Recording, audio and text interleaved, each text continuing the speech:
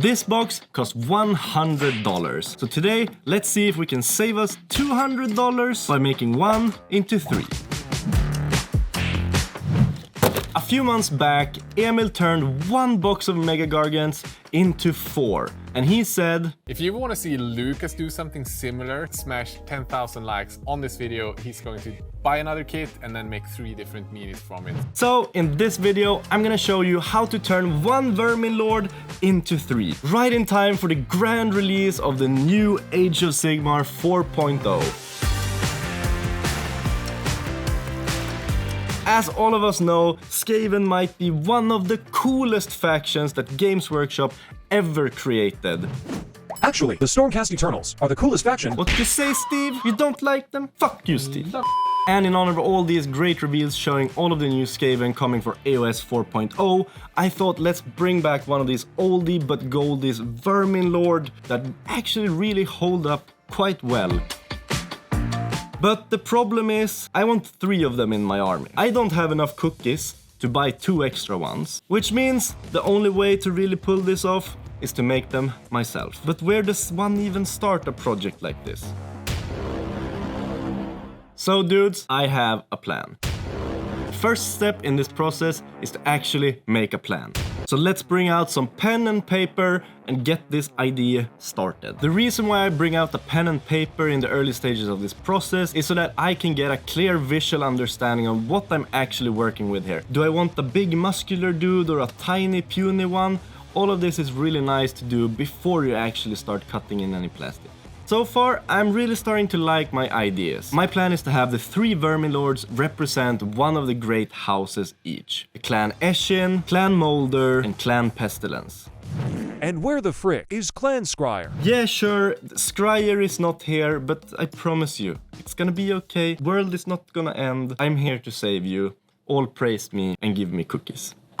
The Molder one I think is fitting to have ripped beyond steroids, showing off the true power and strength of Clan Molder.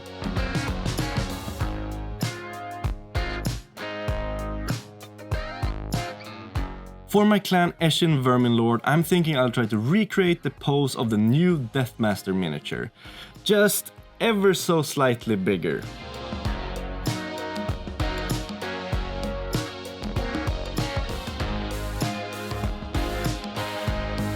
My Clan Pestilence Lords, I'm thinking I'll make with a bit of a hunchback, a worn robe, and some truly rotten, nurgly, pussgoily bits and rotten flesh and all the nasty bits and pieces.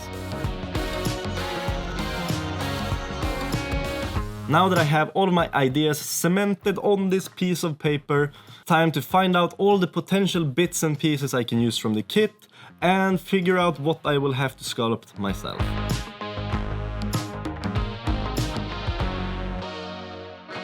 In this box we're fortunate enough to get a ton of different heads and weapon options. However, we only really get 1 torso and 1 set of legs, so if I don't want 2 stick figures with a floating head and weapon, I better get started.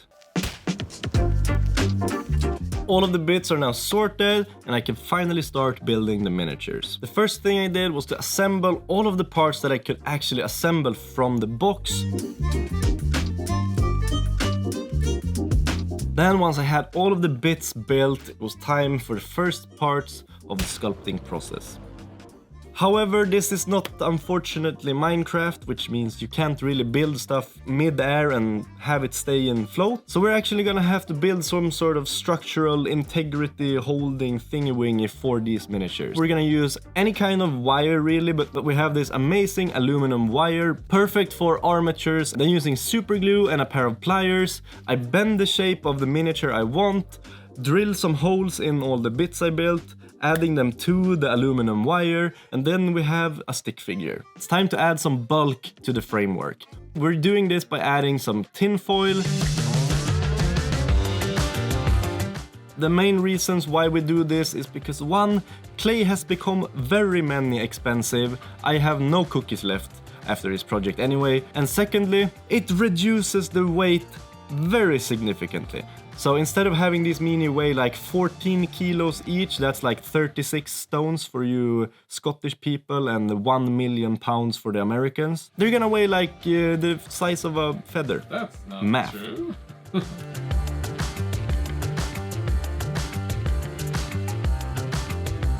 A rookie mistake to avoid here is to not leave enough room for the clay, because if you have the bits that you've added to the armature here, if you sculpt the tinfoil all the way up to the edge, it's always gonna add a few millimeters and cover up and be on top of that seam. Always try to make the tinfoil ever so slightly smaller than what the end result should be.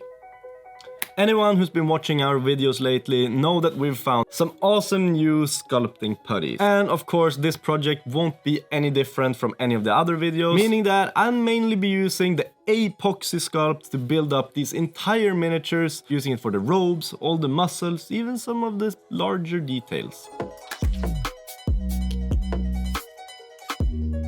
As always, if you're looking to get some new silicone sculpting tools or even the epoxy sculpting putty, we've got everything listed at our website squidmar.com, so head over there, find the stuff you need, order it, and you can do this project yourself.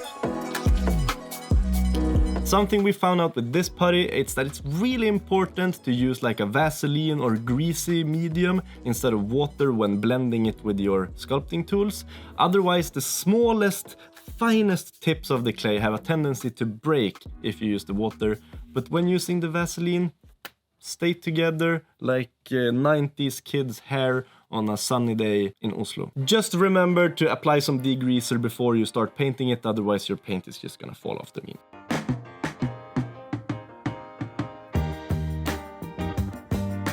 One thing that I got really reminded of during this process is not to bite off more than you can chew and not start sculpting all over the miniature at once, because you might accidentally push around the clay, leave some fingerprints, or just, quite frankly, ruin your entire miniature. So having 3 of them to work at the same time and being able to focus on different areas, on different minis, really helps speed up this process.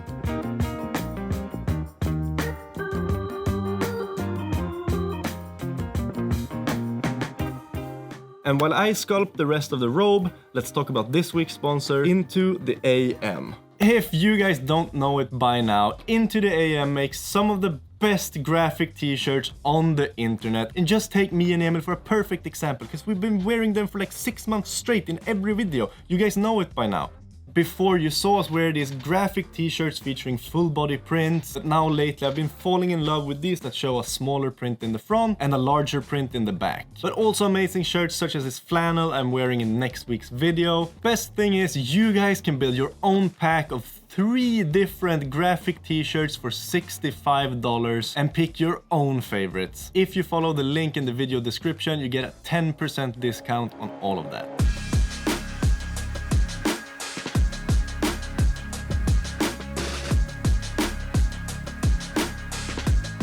As I mentioned before, the Molder Rat is gonna have some ridiculously oversized muscles. Therefore, a good tip is to generally use references, otherwise it's not gonna look like real muscle.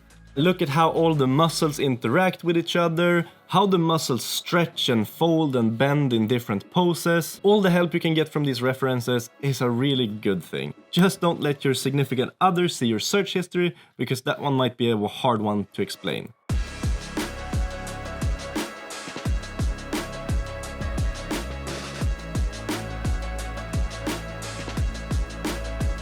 Since I want this miniature to feel like a true Games Workshop miniature, I looked up some old references of the abs, and I tried to sort of have this mini have some really truly Games Workshop abs.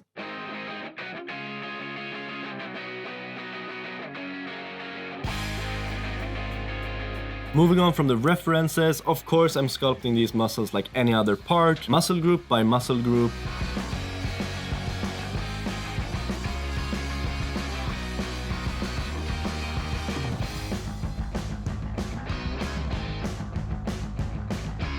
Once I had gotten all of the muscles sort of roughed in, I started realizing just how enormous this guy was truly gonna be, and this is a great thing. I really want these 3 to be super unique and stand out on the gaming table and not look like anything no one's ever seen. And maybe every part of these minis won't be perfect, but hey, it's not the tiniest detail that's gonna bring this army together, it's the big thing. Once I was sort of finished sculpting all of the parts of the miniatures, I got this brilliant idea, and I promise it has nothing to do with the fact that I was a bit tired of sculpting with clay, but I thought, hey, wouldn't it be really cool if I gave my clan molder rat some bionic legs? And yeah, sure, this might sound more like a clan scryer thing to have the bionicle bits, but in the lore, clan molder and clan scryer are known to copy each other's homework and help each other out to create the most abominable abominations ever seen in the mortal realm. So I thought, let's do that. So to build the legs, the first thing I did was to bring out all of the plastic card we have in the office. As a reference for this piece, I really wanted to recreate Darth Maul's Season 4 of the Clone Wars bionic legs, and my plan is to have these beams in the legs act as wooden beams that really feel skaveny. But instead of sculpting them now, I'm thinking I'd just leave these plain and then freehand all the wood grain later.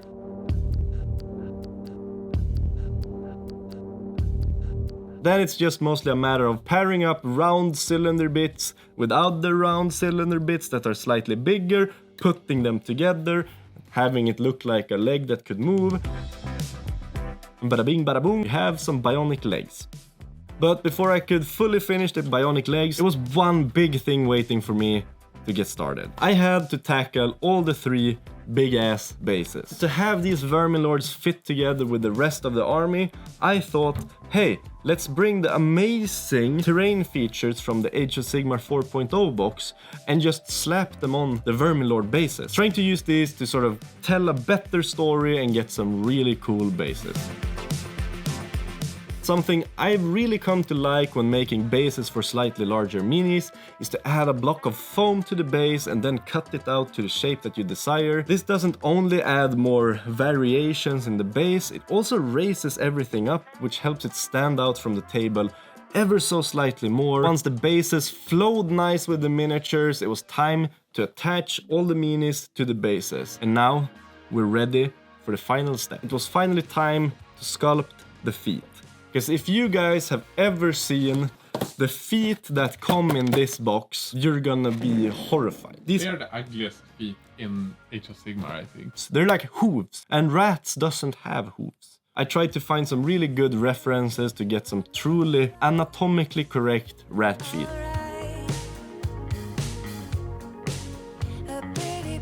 Then it's mostly a matter of adding some clay, pushing it around with the silicone tool, and then sometime feeling happy with what you've accomplished.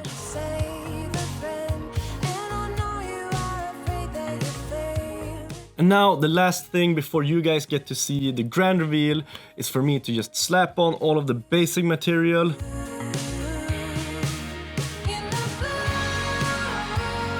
Don't forget, if you want to deserve a grand reveal, make sure to smash that like button below the video, because then, just maybe, I'll get to paint these for you in a video and we can do more amazing videos. And now, it is finally time for a grand reveal!